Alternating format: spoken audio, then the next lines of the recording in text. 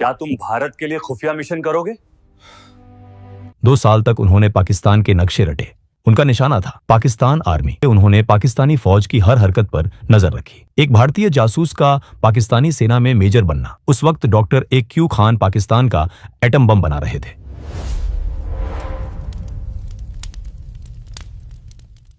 कल्पना कीजिए एक ऐसे आदमी की जो एक साथ 2 जिंदगियां जी रहा था।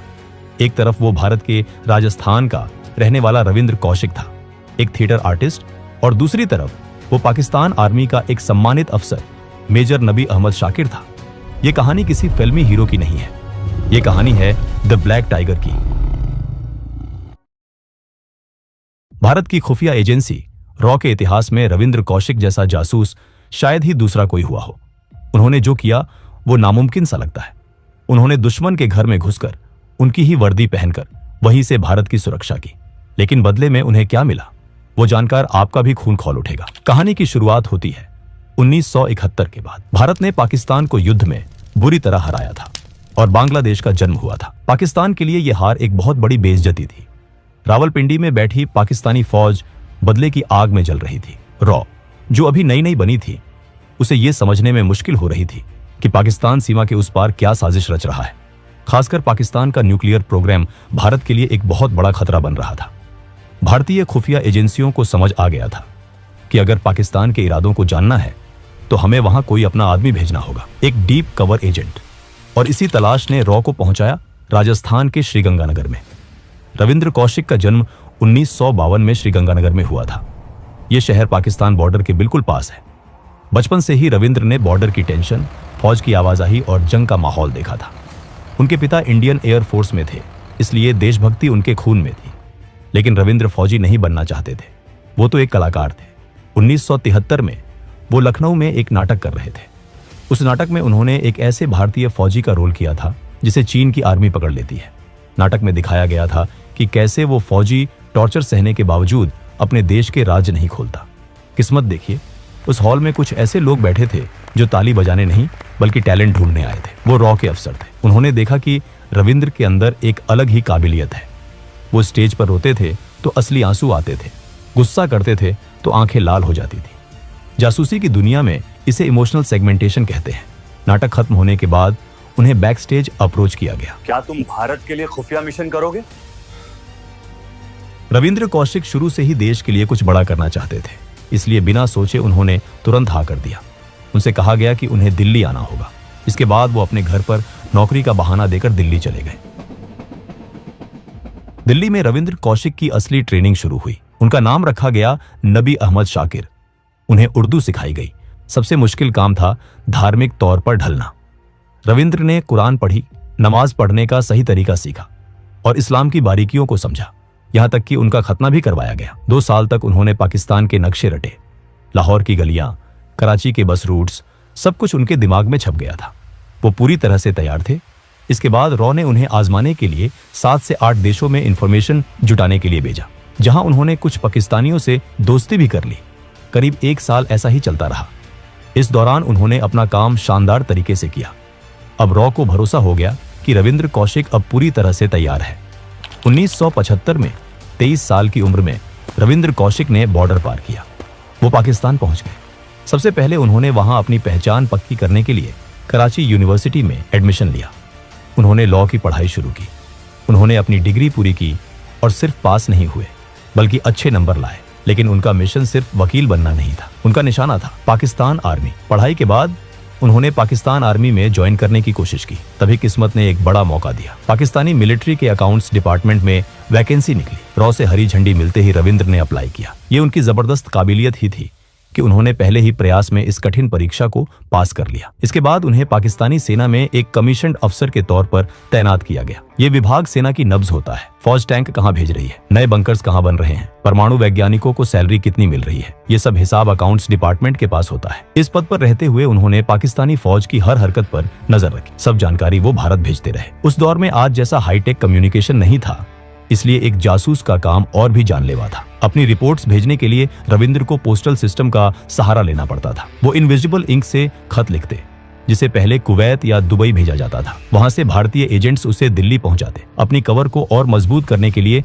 उन्होंने वहां शादी भी कर ली। उनकी पत्नी का नाम था अमानत, जो एक स्थानीय लड़की थी। उनका एक बेटा भी हुआ। अब नबी अहमद शाकिर पूरी तरह से पाकिस्तानी बन चुके थे। किसी को सपने में भी अंदाजा नहीं था कि ये शख्स असल में भारत का जासूस है। उनकी पत्नी को भी ये नहीं पता था। एक तरफ वो भारत के लिए अपना फर्ज निभा रहे थे, तो दूसरी तरफ अपनी काबिलियत से पाकिस्तानी अफसरों का भरोसा जीत रहे थे। उनकी इसी मेहनत का नतीजा था कि जल्द ही उन्हें तरक्की मिली और वो मेजर बना दिए गए। एक भारतीय जासूस का पाकिस्तानी सेना में मेजर बनना ये रॉ के लिए किसी सपने से कम नहीं था। इस ओहदे ने उन्हें सेना के बड़े जनरलों और यहाँ तक कि ISI के अधिकारियों के बीच बैठने का मौका दे दिया। 1979 से 1983 तक का समय रविंद्र कौशिक का सुनहरा दौर था। वो रॉ को ऐसी खबरें भेज रहे थे जो किसी और के लिए नामुमकिन थी। उनकी सबसे बड़ी कामयाबी थी पाकिस्तान के परमाणु कार्यक्रम की जानकारी। उस वक्त डॉक्टर AQ खान पाकिस्तान का एटम बम बना रहे थे। रविंद्र ने कहुता रिसर्च लैब्स और परमाणु हथियारों से जुड़ी कई अहम जानकारियां भारत भेजी। इसके अलावा वो आर्मी की मूवमेंट की खबर देते थे। उनकी वजह से भारत ने कई बार पाकिस्तान के अचानक हमलों को रोका। राजस्थान बॉर्डर पर होने वाली कई साजिशें उनकी वजह से नाकाम हुई, जिससे हजारों हिंदुस्तानी सैनिकों की जान बची। उनकी रिपोर्ट्स इतनी सटीक और कीमती होती थीं कि जब ये रिपोर्ट्स प्रधानमंत्री इंदिरा गांधी तक पहुंची तो उन्होंने रविंद्र कौशिक को द ब्लैक टाइगर का खिताब दिया। पाकिस्तान में रहते हुए वो 3 से 4 बार भारत भी आए थे। जब भी उन्हें आना होता, रॉ उन्हें पहले दुबई बुलाती और फिर वहां से भारत भेजती थी। अपने माता पिता को उन्होंने बता रखा था कि वो दुबई में काम करते हैं ताकि किसी को शक ना हो। वो अक्सर अपने परिवार को चिट्ठियां भी लिखते थे। इस तरह खतरा उठाते हुए उन्हें पाकिस्तान में 8 साल हो गए थे। सितंबर 1983 रॉ को रविंद्र तक कुछ जरूरी संदेश पहुंचाना था। इसके लिए उन्होंने एक नए और कम तजुर्बे वाले एजेंट को चुना, जिसका नाम था इनायत मसीह। जैसे ही इनायत पाकिस्तान पहुंचा, पाकिस्तान की खुफिया एजेंसी ISI की नजर उस पर पड़ गई। इनायत मसीह को पकड़ लिया गया। सियालकोट के इंटेरोगेशन सेंटर में उस पर बेहद टॉर्चर किया गया। वो टूट गया। दर्द के मारे उसने उगल दिया कि वो एक बड़े एजेंट से मिलने आया है जो पाकिस्तान आर्मी में है। इनायत ने बता दिया कि मेजर नबी अहमद असल में रॉ एजेंट रविंद्र कौशिक हैं। पहले तो पाकिस्तानी अफसरों ने इसे मानने से इनकार कर दिया, लेकिन फिर उन्हें याद आया कि नबी का पाकिस्तान में कोई रिश्तेदार नहीं है, जिससे उनका शक गहरा हो गया। क्योंकि रविंद्र एक मेजर थे, उन्हें बिना सबूत के पकड़ना मुश्किल था, इसलिए उन्हें फंसाने के लिए एक प्लान बनाया गया। इनायत ने रविंद्र को मिलने के लिए एक पार्क में बुलाया। रविंद्र को इस साजिश का अंदाजा नहीं था, इसलिए वो वहां चले गए। जैसे ही दोनों ने बात शुरू की, वहां छिपे पाकिस्तानी सैनिकों ने देख लिया कि इनायत सच बोल रहा था। उन्होंने रविंद्र को चारों तरफ से घेरकर गिरफ्तार कर लिया। गिरफ्तारी के बाद रविंद्र को सियालकोट ले जाया गया। वहां उनके साथ जो हुआ वो सुनकर किसी की भी रूह कांप जाए। 2 साल तक 1983 से 1985 तक उन्हें लगातार टॉर्चर किया गया। 2 साल तक टॉर्चर इतना बुरा था कि उन्हें लगने लगा इससे अच्छा तो मैं मर जाऊं। ISI जानना चाहती थी कि उन्होंने क्या क्या जानकारी लीक की है, उनके नेटवर्क में और कौन है। लेकिन रविंद्र कौशिक टूटे नहीं। उन्हें यह भी ऑफर दिया गया कि अगर वो भारतीय फौज से जुड़ी सीक्रेट्स बताएंगे तो उन्हें छोड़ दिया जाएगा। लेकिन उन्होंने सारे राज अपने सीने में दबाए रखे। 1985 में पाकिस्तान की अदालत ने उन्हें मौत की सजा सुनाई। बाद में पाकिस्तान के सुप्रीम कोर्ट ने इसे उम्र कैद में बदल दिया। मौत टल गई, लेकिन जो जिंदगी मिली वो मौत से भी बदतर थी। अगले 16 साल तक रविंद्र कौशिक पाकिस्तान की अलग अलग जेलों में रहे। जेल के हालात बहुत खराब थे। एक छोटी सी कोठरी, खराब खाना और बीमारी। उन्हें TB हो गया और दिल की बीमारी भी हो गई। लेकिन इससे ज्यादा दर्द उन्हें इस बात का था कि उनका अपना देश, जिसके लिए उन्होंने अपनी जवानी कुर्बान कर दी, अब उन्हें पहचानने से इनकार कर रहा था। अगर कोई जासूस पकड़ा जाता है तो सरकार कह देती है हम इस आदमी को नहीं जानते। भारत सरकार ने भी यही किया। रविंद्र कौशिक को आधिकारिक तौर पर अपना मानने से मना कर दिया गया, लेकिन रविंद्र ने हिम्मत नहीं हारी थी। उन्होंने चुपके से अपने घर वालों को चिट्ठियां लिखी और तब उनके परिवार को पहली बार पता चला कि वो दुबई में जॉब नहीं कर रहे थे, बल्कि पाकिस्तान में एक जासूस थे। इन चिट्ठियों में एक टूटे हुए दिल का दर्द था। एक चिट्ठी में उन्होंने लिखा था, क्या भारत जैसे बड़े देश के लिए कुर्बानी देने वालों को यही मिलता है? उनके परिवार ने भारत सरकार से बहुत मदद मांगी, लेकिन कोई फायदा नहीं हुआ।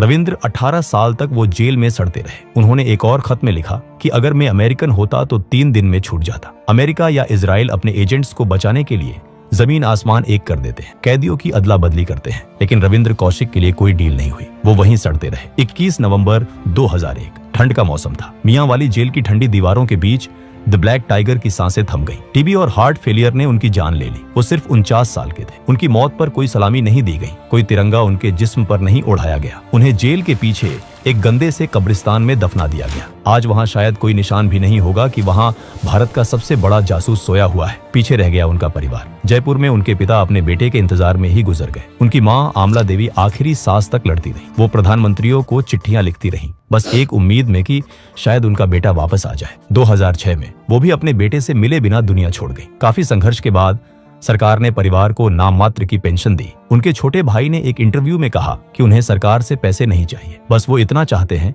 कि सरकार रविंद्र के काम को स्वीकार करे। उन्होंने पूछा कि जब फौजियों को इतना सम्मान मिलता है तो सब कुछ छोड़कर दुश्मन के देश में काम करने वाले जासूसों को क्यों नहीं। लेकिन सच यही है कि पकड़े जाने के बाद जासूस का कोई देश नहीं होता। वो जिस देश के लिए जान देता है उसे उस देश की पहचान तक नहीं मिलती। रविंद्र कौशिक आज हमारे बीच नहीं है, लेकिन उनका काम, उनकी हिम्मत और उनका बलिदान इतिहास के पन्नों में दर्ज है। दोस्तों, अगर वीडियो पसंद आया हो तो वीडियो को एक लाइक जरूर करें और चैनल को भी सब्सक्राइब जरूर करें। हम ऐसे ही वीडियो हर हफ्ते लाते रहेंगे।